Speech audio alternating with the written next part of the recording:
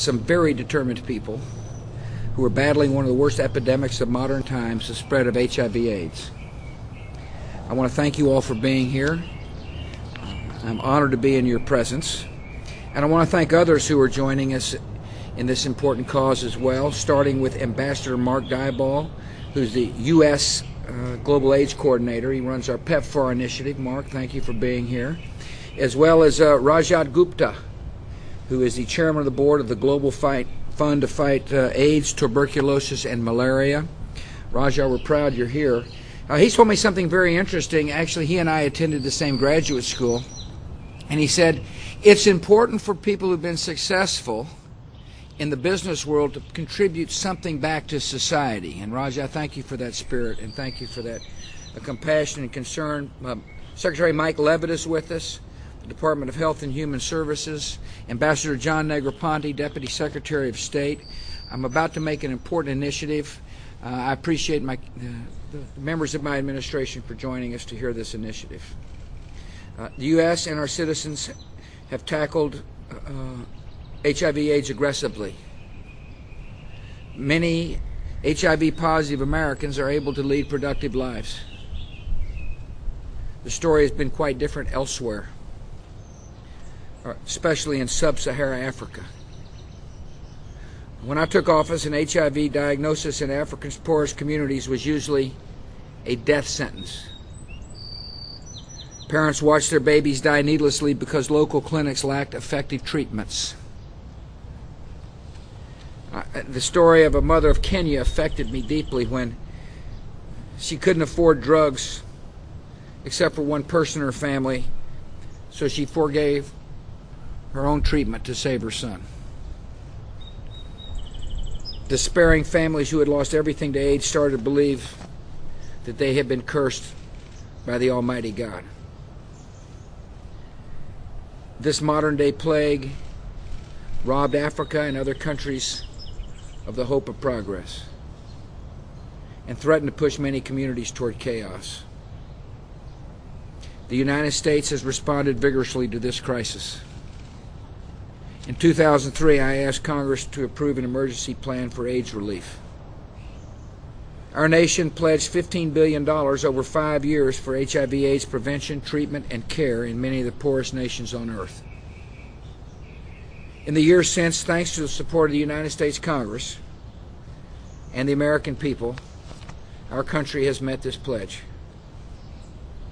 This level of assistance is unprecedented and the largest commitment by any nation to combat a single disease in human history. This investment has yielded the best possible return: saved lives. To date, the emergency plan has supported treatment for 1.1 million people infected with HIV. It's a promising start. Yet without further action, the legislation that funded this emergency plan is set to expire in 2008. Today, I ask Congress to demonstrate America's continuing commitment to fighting the scourge of HIV/AIDS by reauthorizing this legislation now. I ask Congress to double our initial commitment and improve an additional $30 billion for HIV/AIDS prevention, for care, and for treatment over the next 5 years. This money will be spent wisely through the establishment of partnership compacts with host nations. These compacts would ensure that U.S. funds support programs that have the greatest possible impact and are sustainable for the future. America will work with governments, the private sector, and faith and community-based organizations around the world to meet measurable goals. To support treatment for nearly 2.5 million people, to prevent more than 12 million new infections, and to support care for 12 million people, including more than 5 million orphans and vulnerable children. To help assess the progress we have made to date, Laura, First Lady, is going to go to Africa next month. She's going to meet with community leaders and visit with participants in HIV/AIDS programs during her trip to Zambia, Senegal, Mali, and Mozambique. And she's going to come back with her findings. I really thank her for her concern about HIV/AIDS. She and I share a passion we believe strongly that to whom much is given, much is required. Much has been given the United States of America. Therefore, I believe strongly, as does she, that much is required of us in helping solve this problem.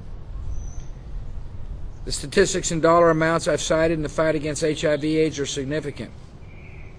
But the scale of this effort is not measured in numbers. This is really a story of the human spirit and the goodness of human hearts. Once again, the generosity of the American people is one of the great untold stories of our time. Our citizens are offering comfort to millions who suffer and restoring hope to those who feel forsaken.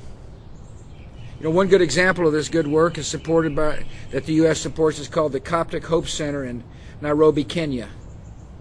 3 years ago, the center had a staff of 4 people and resources to treat no more than 5 HIV/AIDS patients a day. Today, the staff consists of 40 people and 10 volunteers who provided care and treatment services to over 6,000 people. I want to thank the director of the Hope Center, Bishop Paul, who's with us today. I want to thank you for being here. I want to thank you for your leadership and for your care for your fellow human beings. Dr. Bill Popp is with us as well. Dr. Popp is an expert on infectious diseases and founded in Haiti a leading HIV treatment program, which is a major PEPFAR partner. Dr. Popp has shown that even in the most difficult circumstances, dedicated and caring people can make great progress in fighting HIV/AIDS. We're sure proud you're here, Doc. Thanks for coming. Also with us is Kanene Tato. Kanene is HIV positive. She coordinates a mentoring program supported by U.S. funds for other mothers with HIV in Cape Town, South Africa. Kanene is proof that people with HIV can live productive lives and make a significant difference in the lives of others. Kanene, I want to thank you for joining us. Thank you for bringing Baron. Baron's 4 years old, and he's letting us know. We appreciate you all coming. Thank you for the example you have set. Similar success stories are playing out all across the African continent, where victims of HIV/AIDS are finding new reservoirs of strength and support. Villages in Africa now talk of the Lazarus effect. Dying communities being brought back to life, thanks to the compassion of the American people. This is the impact that has made our emergency plan and the modern-day Good Samaritans who are implementing it so effective. It's important that we continue the work we have begun. I'm honored that you are here today. I'm honored to be representing a nation that cares deeply about the suffering of others. I look forward to working with Congress on this great and noble effort. May God bless you all. May God continue to bless the United States. Thank you.